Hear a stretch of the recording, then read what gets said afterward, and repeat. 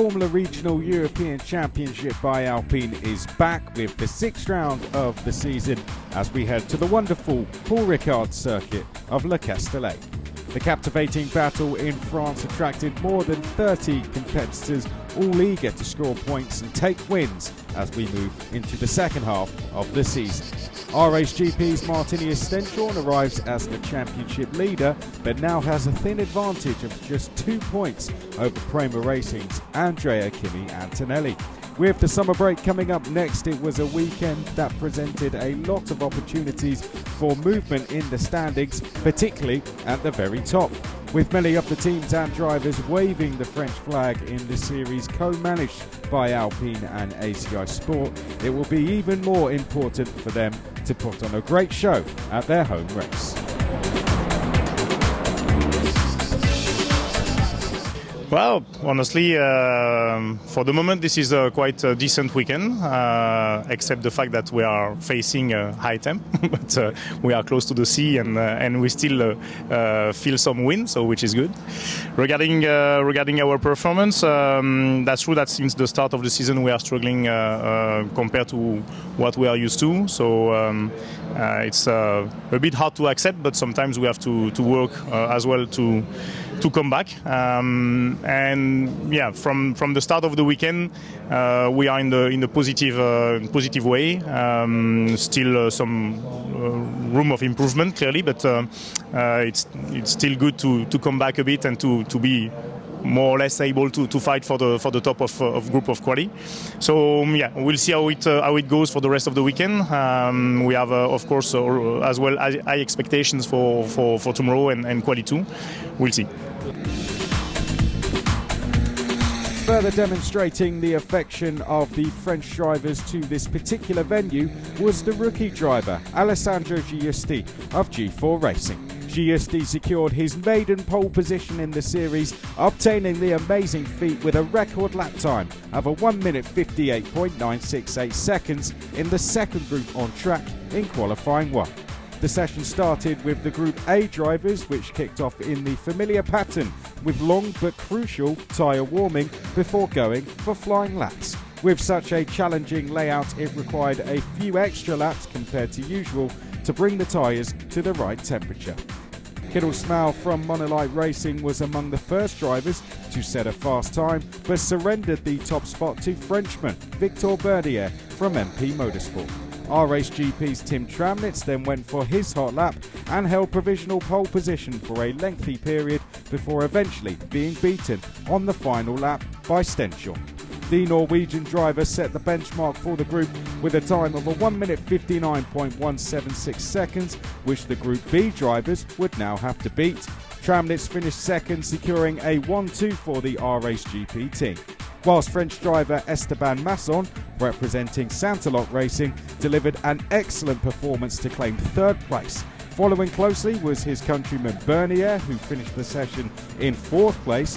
Fifth place went to Brazilian driver Rafael Camara from Prema Racing, followed by KIC Motorsports Meyer Verg, who put in another impressive performance.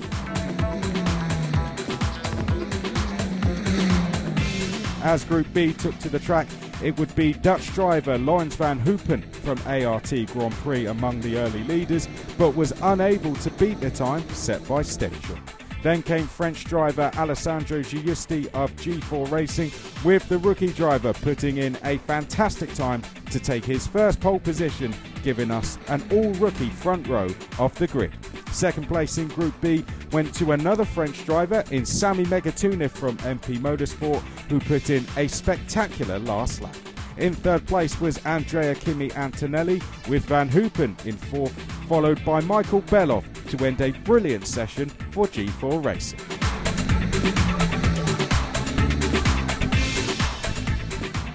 Yeah, it was a very good qualifying. We did well on the weekend, unless we did a barrel roll yesterday. So it's a bit upside down situation. Like yesterday I was upside down, and today we're on pole. So it's amazing. Like we did very good in qualifying. The car was so good, and then I did my job to do the pole.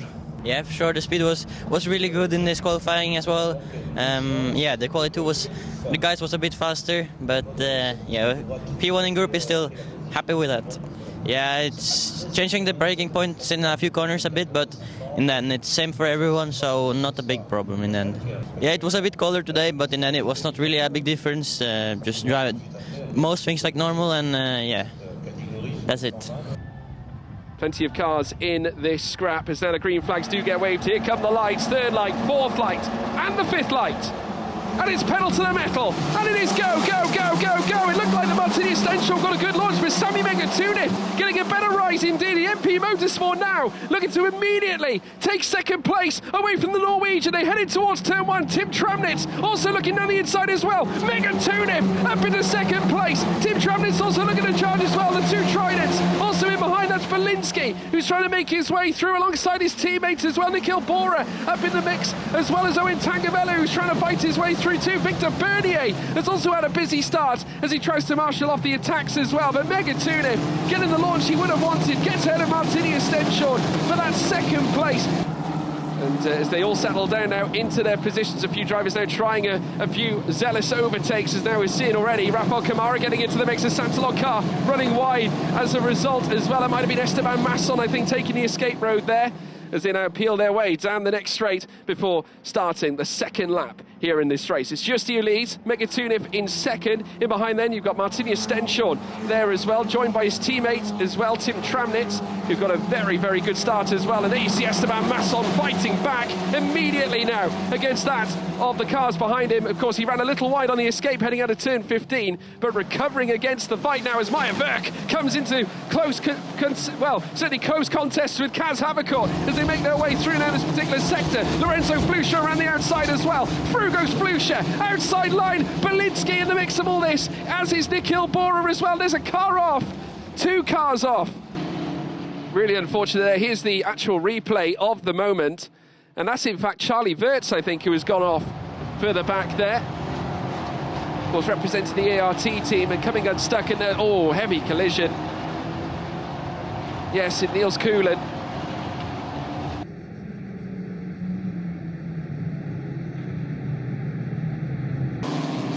As they now hurtle their way down the straight, and green flags are now being waved, and it's pedal to the metal for the second time in this race now. And Giusti certainly will lead the way. Megatunic in behind him as well. Martini Stenschorn also lining up too. There you see Tramnitz moving in behind that of Stenschorn, looking for each way possible to make the necessary move, to make the overtake that he so desires in order to advance his cause. Wasn't able to quite do it. Tramnitz still hovering all over his teammates. Now we see it coming together as Ramos now moves on up. A successful move indeed as he now challenges Marcus Amand. Amand now unable to break past him, the Sauber Academy driver who tried to force a move indeed on Santiago Ramos. Ramos shutting the door almost instantly at that point as they come together again, and Marcus Amand has managed to catch him back and makes his way back through. Incredible, retakes 16th place. In charge of his position. We've got another fight further back involving the Santalog car of Esteban Masson. Maya Verk trying to get herself into the midst of this scrap as well. Goes around the outside. A brilliant move from Maya Verk. Incredible, heading out of turn 2 and turn 3. And managing to move her way onwards and up the field. And the rookie, who's currently rookie placement P3, here in this race, then to make a crucial overtake. You can just see there Belov going slightly defensive. Kamara now goes on the outside, defensive there from Belov, and it will cost him that little bit of time on the exit of the Mistral chicane now. Kamara looking to fight back again now as he takes the curbs again, goes aggressive, tries to look to the outside. Very defensive here from Michael Belov as they now look to sprint, now heading in towards Seaton Corner. This will tee up a run, heading in towards the Bousset. Rafael Kamara side by side now between the pair. Respectful racing, brilliant racing. It's Rafael Kamara. He moves himself higher up the order. 8th place now at the expense of Michael Belov. What a fight between two accomplished drivers in this series. And the Brazilian now moving his way up the order in the top 10 and has done so in emphatic style. Great stuff indeed from the Prema, but what can we say about the man leading the way here in this particular race? The final lap has certainly become upon us, and Alessandro Giusti, for the very first time, he's going to come down the final straight, he's going to come up to the line, he's going to take the checkered flag and take a first historic win in the Formula Regional European Championship by Alpine. He wins his home race here. It's a French lockout in the front two. Sami Megatunov comes home second, with Martinius Stenshorn taking the final podium place in P3. And not only that, Giusti also takes his very first rookie race win. Giusti would take advantage of his brilliant qualifying performance to get his maiden win in the Formula Regional European Championship by Alpine straight from pole position. Megatunov makes it 2 Frenchmen on the podium, with championship leader Stenshorn taking his 8th podium of the season in 3rd. Mega race, I'm super happy to do what we done with the team. We had a very good pace in qualifying and in the race. Now we take some pleasure, and then tomorrow we come back to the qualifying and a good thing. Yeah, it was my first victory in rookie as well, first victory general as well. So yeah, I'm very happy. The first safety car, and Sami was quite fast in the first 25 minutes. Then I think he had a bit more deck than us. But yeah, I managed to do a good SC restart to pull like 7 or 8 tenths straight away, and then I pull a bit of gap and then manage, and then we win. Yeah, this podium is the best thing we could ask after what happened in Spa, the loss we had of Dilano. It was difficult for everybody to come back at the circuit, and we couldn't hope for a better thing to give us some happiness. And everything we've done after Spa was for him, and the only motivation was for him. So I'm happy for me, but I'm also happy to give that to the team because yeah, it was really difficult to come back at the track without Dilano. So yeah, it's just amazing. We have still tomorrow, so we work tomorrow as well because we have something to do tomorrow. Maybe the win tomorrow. So yeah, we keep working. Yeah, it was a good race. Bad start, unfortunately, so I lost P2 to Sami, and then after that, just managing and then tried to get him in the end, but in the end it wasn't enough, so happy with P3 anyway, and yeah, good points, of course. Yeah, he was quite fast, but yeah, in the end, P3 and P4 is good team result as well, so I think we're really happy with that. Well, at the moment, we don't have many expectations, but we just do our best every time, and yeah, we try to get the best results possible. Sunday started with the second qualifying session of the weekend, with Andrea Kimi Antonelli grabbing pole position for race 2 at Paul Ricard. The Prema Racing's Italian driver set the fastest time of a 1 minute 59.013 on his last lap in the Group B session, after being the first driver to hit the track in qualifying 2. Antonelli closed the session ahead of Van Amersfoort Racing's Kaz Havercourt, who also had his best lap at the end of the session. A brilliant weekend continued for Alessandro Giusti as he took 3rd place, followed by RPM's Santiago Ramos, with Van Hoopen in 5th. Esteban Masson's great pace continued as he topped Group A for Santalot Racing, securing his first front row start with a time of a 1 minute 59.329 seconds. The Frenchman was only 32 thousandths of a second faster than Tramnitz, who in turn was ahead of his teammate Stenshorn. Rafael Camara gained a 4th row start, followed by Maya Verde, who would complete the top 10 on the grid in race 2. Yeah, really happy about the result. Definitely yesterday we were struggling a little bit, but today we recovered. We did a good job yesterday and we improved the car quite a bit. And yeah, really happy to be on pole. Lap was not amazing, I have to say, but yeah, still managed to be on pole, and yeah, looking forward for the race. Yeah, just amazing to do pole position here in France on Le Castellet circuit. I love. Yeah, super happy about the work we did with the whole team. It was just mega. Not enough for pole, so yeah, but still front row, so really happy and looking forward to the race now to do a good result and to score big points. But it's all down to this now, as the engines will get revving, the spectators watching on. Looking forward to seeing the action as the lights now go red. 3 lights, 4 lights, and the 5th light. And it's pedal to the metal, and it is go, go, go, go, go. And Kaz Havercourt, I think, had a slow launch. In fact, very nearly stalled, and he's not the only one either. It looks like a Prema has lost a lot of time as well, dropping back through the field. Andrea Kimi Antonelli, though, leads the way here at Paul Ricard, holds on to it after retrieving pole earlier on this morning. We got fighting further down as well, another Prema running out wide as they look to garner some places further back. Esteban Masson shutting off the attack here almost instantly as Tim Tramnitz moves up into 3rd place. Martinius Stenchorn as well looking to try and charge and move his way through the field as he looked to try and go down the inside there of Tim Tramnitz for that 3rd place. Immediately pouncing on every opportunity. There's an MP Motorsport car running out wide as well. I think further back that might have been Victor Bernier getting tied up there too. Well, Sami Megatune for part of this frame. We got a few cars there dropping back, heading down the Mistral straight, an RPM car. That could be Matteo Capietto looking to make moves on Maya Verk further back, as we can now see. Oh, look at that. That is, in fact, I think a G4 racing car getting in the mix of all this as now they cruise through.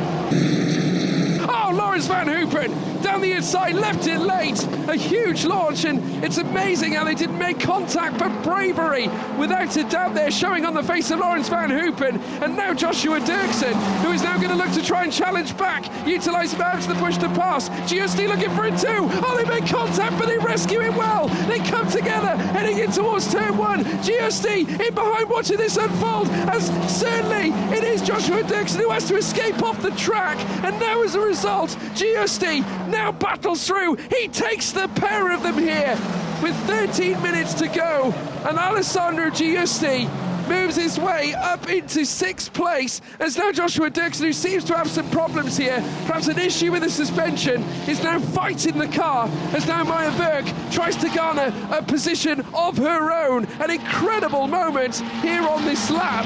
No, dearie me. That looks ominous right there. The kart number 18 from the ART camp, Lawrence Van Hoopen. They've brought it into the garage. Is it going to be a retirement? There was contact heading down the straight between himself and that of Joshua Dirksen in towards turn 1. Of course, the gap between RPM and Van Amersfoort is looking around about the 33-point mark. As then we have a car going off wide, and that is car number 47. And that is a Trident car that's unfortunately having an issue of its own, and that being Nikhil Bora, who's gone off the circuit there, just off the line. And certainly a Prema car off too, a G4 racing car. We just missed the instant, whatever that was. And that, I believe, is Lorenzo Flusha, who's unfortunately seen his race, at least at this point, coming to an end. They are wheeling the car back, but Lorenzo Flusha having it off. Capietto goes defensive. Havercourt looks down the inside into turn 1. Defensive from the RPM car. Mean Green fighting machine and keeps Havercourt down as they make their way through the first sector. They have now got turns 3 and 4. They have got now certainly an opportunity to the outside. Havercourt now goes on the attack. Rafael Kamara doing the same too as they now peel on through. Michael Belov under severe jeopardy. Defensive again from none other than that of Capietto, who still retains his placement here. Havercourt hovering all over the rear, trying to find every which way to make that overtake to that solitary point here in this race. Kamara might yet still be a threat for that very point itself. There you can see them squabbling now, weaving on the straight down the Mistral. Capietto refusing to give up, and side by side once again, in comes Kamara, outside as well, heading in towards the Mistral chicane, leaving it late. Capietto now under pressure here from Havercourt, as now they escape now into the second half of the Mistral. Amazing racing here in the closing stages of Paul Ricard, and they come together again, swapping route to the outside line now. Havercourt looks for it on Capietto again, moving all over the place as he looks for an opening to try and challenge the RPM, but can't quite do it. Amazing stuff here between these talents now, and Kamara around the outside. Amazing stuff, and further back the MP Motorsport car getting into the mix. Mega Tunic for Bernier, cars going off onto the curbs as well as they now look to use all the track. Marcus Amman coming straight back at them as well. Amazing scenes here as they cut through to the inside. Amman takes a very aggressive line, and the stewards might take a little look at that one. It looks like it might have been a little too aggressive onto that curb. I think track limits might have been looked at a bit too much, as now Belinsky comes under pressure this time, and now an MP Motorsport car securing a placement over him this time. That, of course, being Sami Megatuni moving up ahead of Roman Belinsky in his Trident car. Minute 6:88. Incredible stuff as now Ramos loses out to GST, who goes down the inside, makes the move as well, heading through the chicane on the outside of the Mistral. But Ramos will have a nice run though, heading out, and you can just see GST going very defensive, immediately clambering over to the inside line, and Ramos now will come to the outside, heading through towards turn 10. He'll have the run, but will he have it executed? Not quite. GST still to the inside. They run over the curve there slightly, but Ramos doing very well to stay on. GST though holding on to that inside line, heading through the Bousset, and that will consolidate that P5 place coming into sector 3. A fantastic move from GST.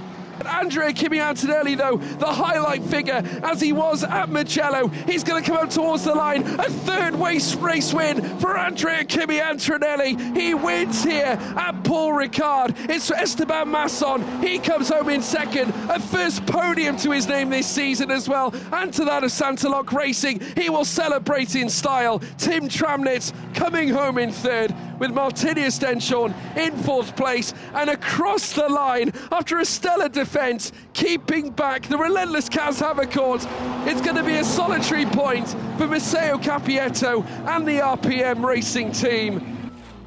Andrea Kimi Antonelli grabbed his third win of the season, and with it, the lead in the Formula Regional European Championship by Alpine standings.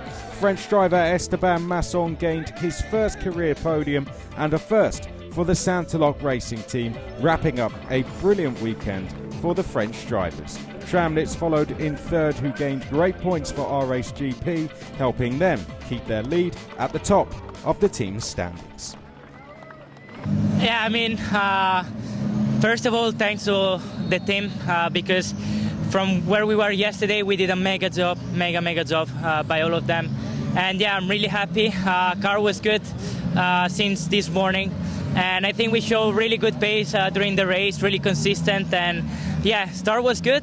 And then since then, I just tried to drive as best as I could and try to be as consistent as possible. And I think we did it great. And yeah, to bring home another win and now the lead of the championship is really a great feeling. Yeah, of course. Mega quali this morning, Paul of my group. Yeah, just had a mega car. We worked quite hard since few meetings now with the team.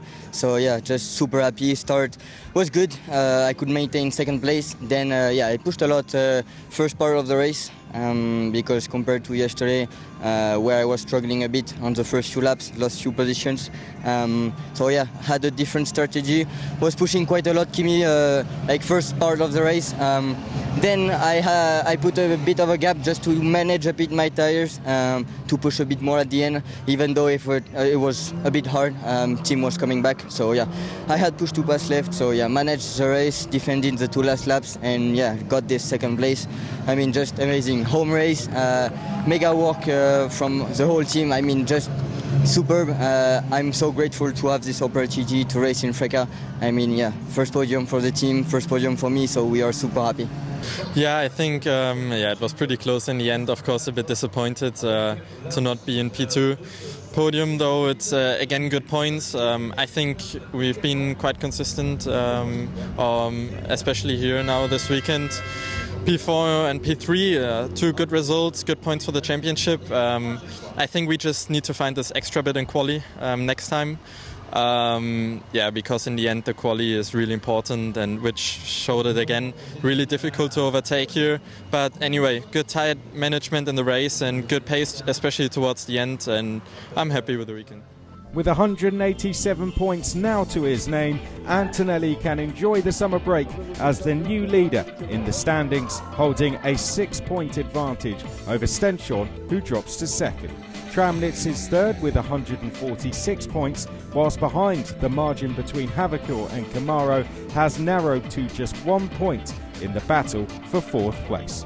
The Alpine and ACI Sport Junior Single Seater Series will be back after the summer break, with the championship resuming at the Red Bull Ring on the 10th of September. We will see you then.